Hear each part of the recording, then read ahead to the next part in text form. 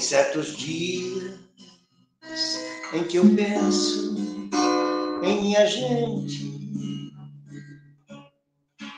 Muito bem, meus amigos, bem-vindos ao nosso programa Vida Continua. Hoje, 28 de março.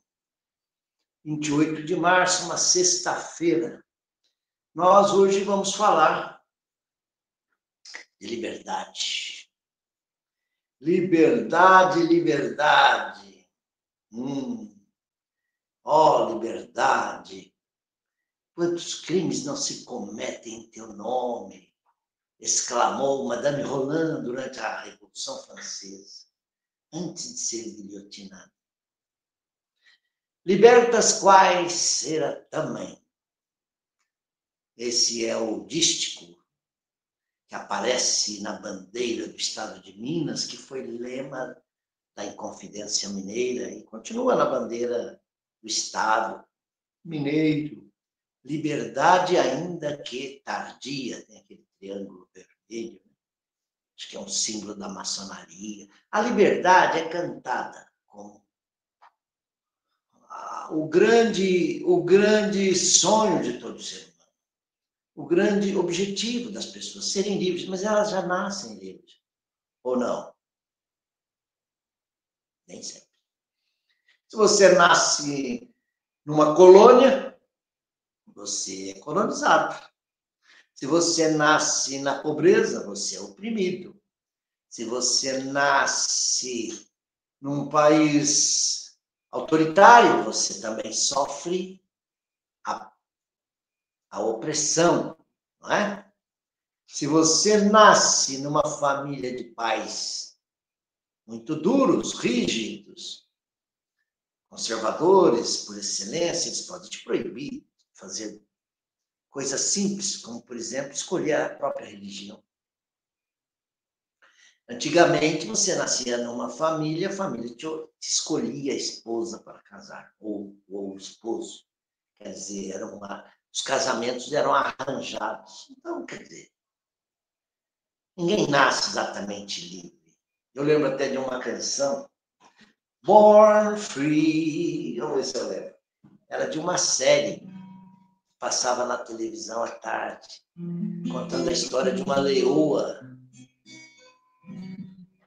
Uma leoa que nasceu filhotinho vesga, com problemas, e a família que fazia o safari começou a cuidar dela. A leoa Elsa.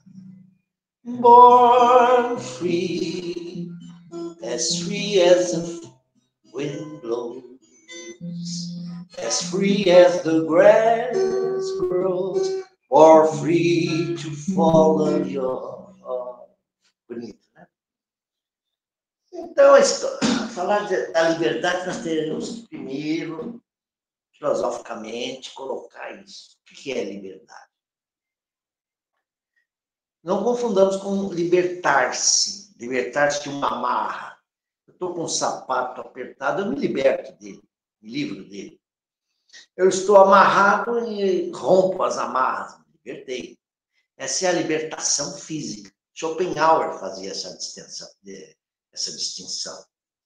Lembrando rapidamente das teses filosóficas de Schopenhauer, mas ele já falava em liberdade moral, que ele identificou como livre-arbítrio. Quer dizer, aquilo que você faz atendendo uma vontade, pessoal, escolha. Essa é a liberdade moral. Que muitas vezes tem que estar submetida a uma liberdade externa, uma liberdade social. Não sei, vou inventar um termo aqui.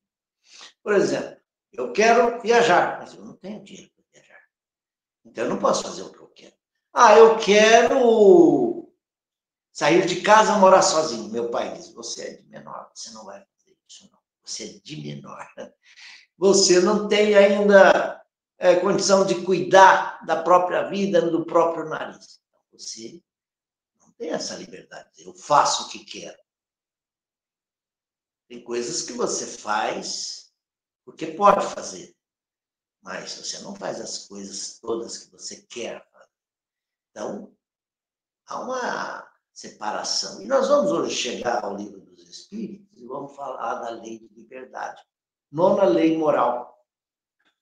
Eu até coloquei aqui, nessa apresentação minha aqui do PowerPoint, que eu não posso mostrar hoje, porque eu estou sem o meu laptop aqui. Mas na próxima eu posso mostrar. Eu estou mostrando histórias de Mandela, por exemplo. Estou mostrando a história de Sócrates.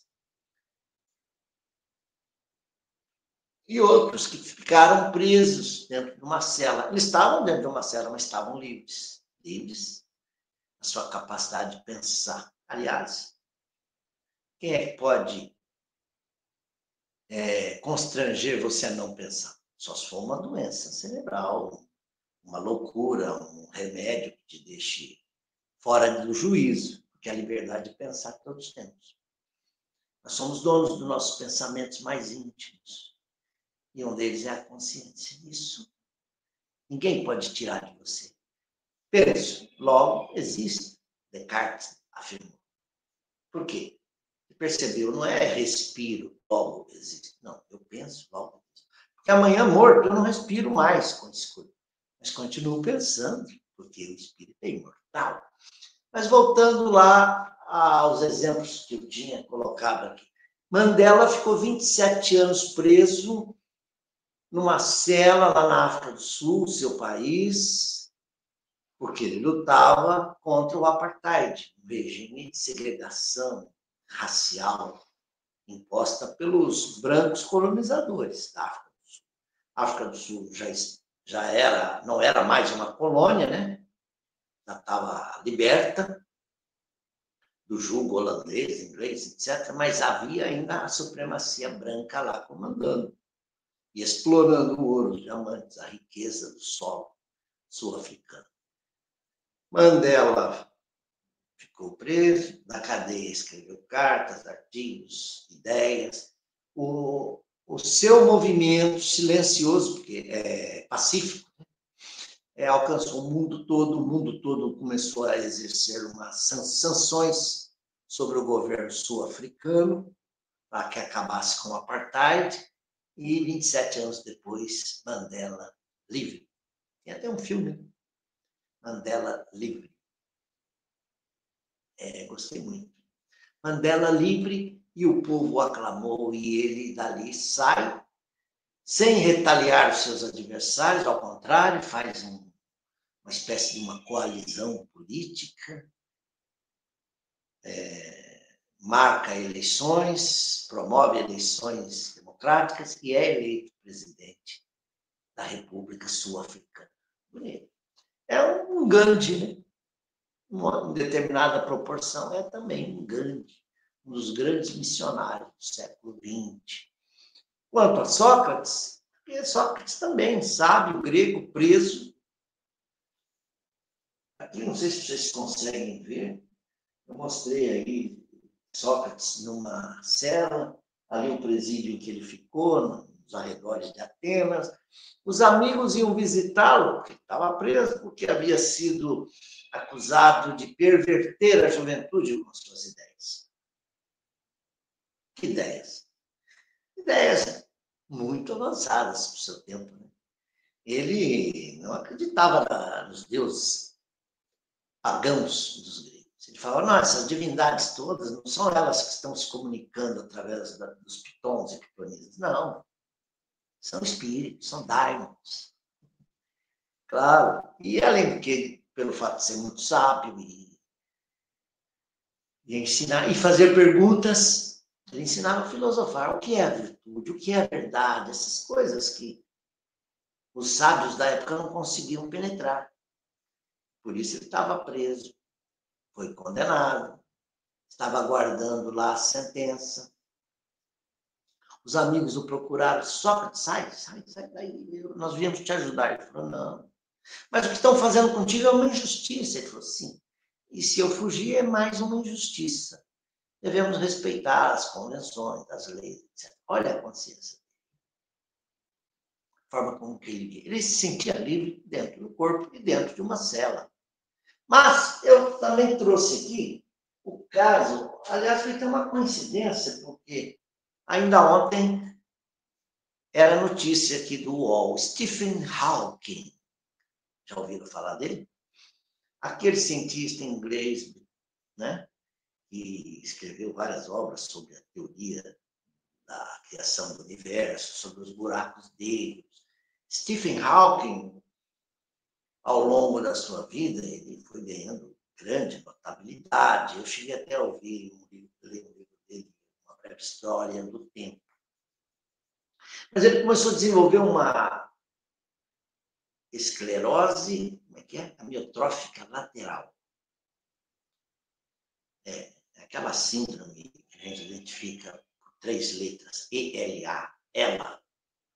Então, a síndrome, atingiu o Stephen e ele começou a perder os movimentos do corpo. Restaram apenas os movimentos da face. Ele passou a se comunicar através de um computador, com a ponta dos dedos, digitando algumas palavras. Chegou um momento que nem isso ele podia.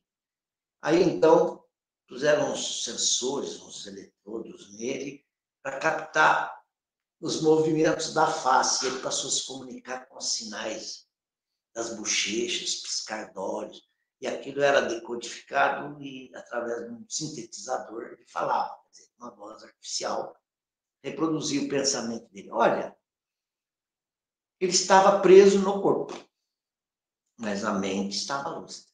O que ocorre com os chamados doentes mentais? Esses que levam que carregam uma comorbidade grave a sua capacidade cognitiva, aquilo que a gente chamava de idiotia até um tempo atrás. Idiotia completa, o sujeito não sabe o que faz, o que está fazendo, onde está, ele está bloqueado mentalmente. Esse daí está preso no corpo e também totalmente bloqueado da vida de relações, da vida social. É para o espírito que ali se encontra também uma prova difícil. Ele não está livre. Ele pode ter alguns momentos de liberdade durante o sono. Então, gente, quem está no Alzheimer, está no autismo, no espectro de grau elevado, uma esquizofrenia já psicótica, terrível, perdeu totalmente a noção de onde está, do que está fazendo, esse que chegou à loucura total, ele também tem breves momentos de lucidez, quando fora do corpo. Mesmo aquele que chegou ao Alzheimer grave e já não sabe mais onde está, não reconhece mais ninguém, não deixe de orar por ele e de falar com ele quando ele está dormindo, etc. Porque em espírito ele vai registrar alguma coisa. Eu estive num desses centros de atenção psicossocial, CAPS, que é uma nova política pública, né, das autoridades de saúde. Em todos os estados deve ter CAPS. Nas cidades todas tem CAPS. Aqui na minha cidade tem um CAPS.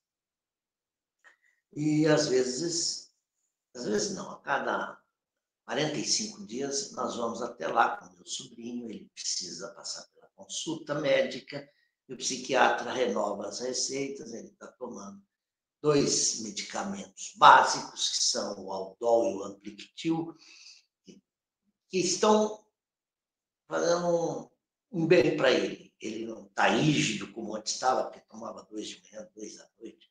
Agora não, ele só com essa medicação ele está tendo uma vida relativamente boa.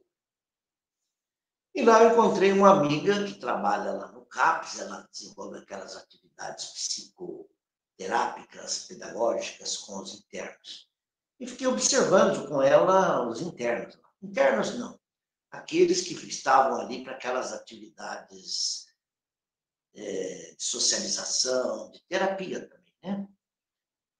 Alguns num estado muito grave de alienação, outros nem tanto, mas a gente conversou, ela falou, agora eu preciso que o paciente venha pessoalmente com seus acompanhantes aqui, para que o médico veja e prescreva os remédios controlados, né?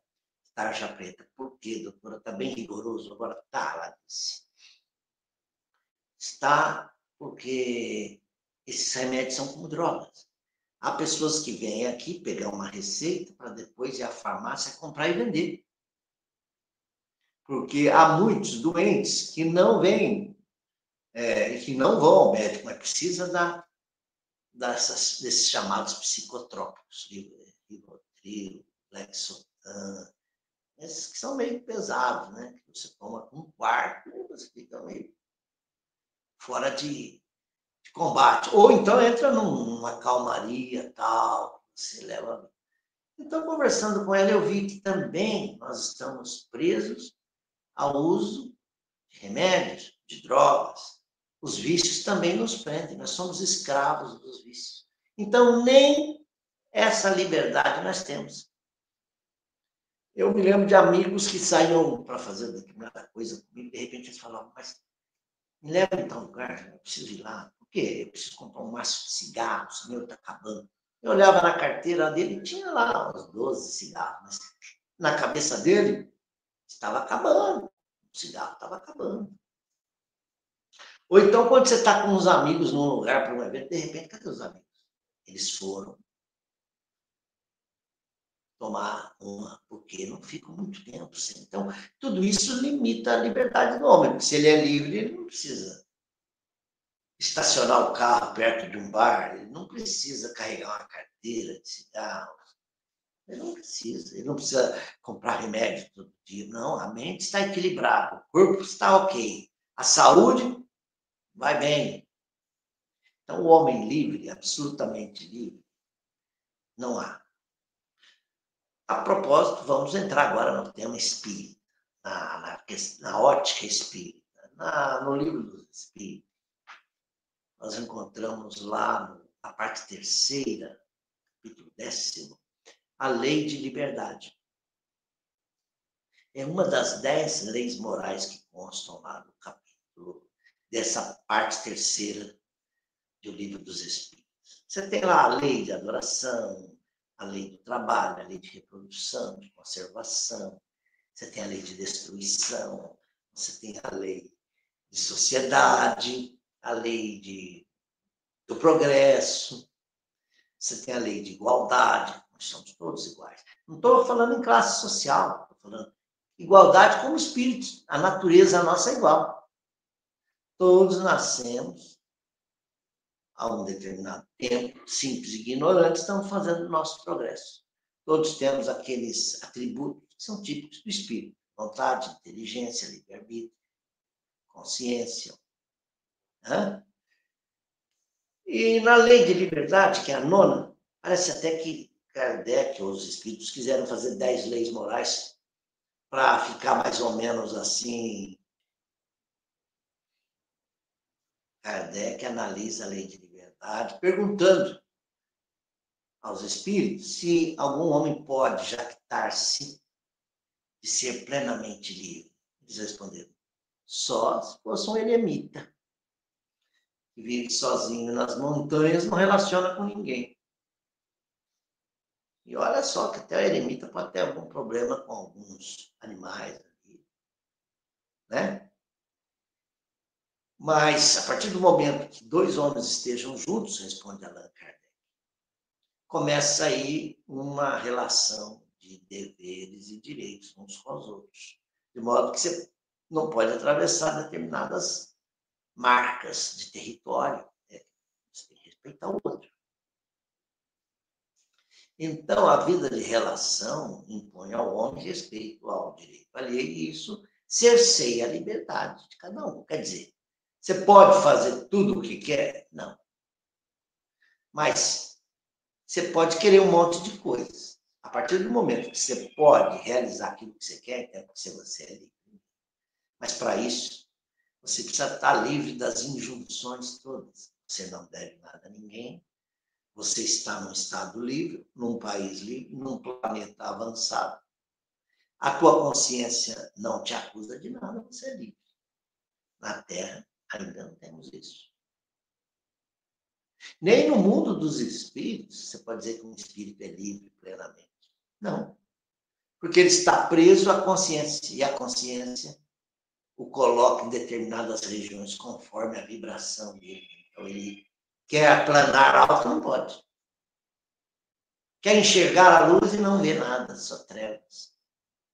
Por quê? Nós estamos, então, submetidos à liberdade de consciência que a gente conquista ao longo da evolução, do senso moral. Mas ainda quero citar mais alguns filósofos, só para a gente fechar, né, nossa live. Eu ouvi aí, ou li, o Mário Sérgio Cortella, que é um filósofo contemporâneo nosso, dizendo aquele vozeirão dele, liberdade nem os pássaros têm liberdade, porque eles também não podem decidir, escolher para onde voar, para onde eles voam, porque eles estão presos ao ninho, presos à prole deles, então, e eles obedecem a um instinto, e o instinto, quando eles tomam a decisão já está no instinto. De fato, nem os pássaros. É bonito ver um pássaro voar, falar, nossa, tem o céu todo para voar, mas ele precisa retornar ao ninho. Então, meus amigos, com essas palavras a gente vai encerrando aqui o nosso tema. Mas é preciso, talvez aí, eu não falei do livre-arbítrio, vamos falar do livre-arbítrio.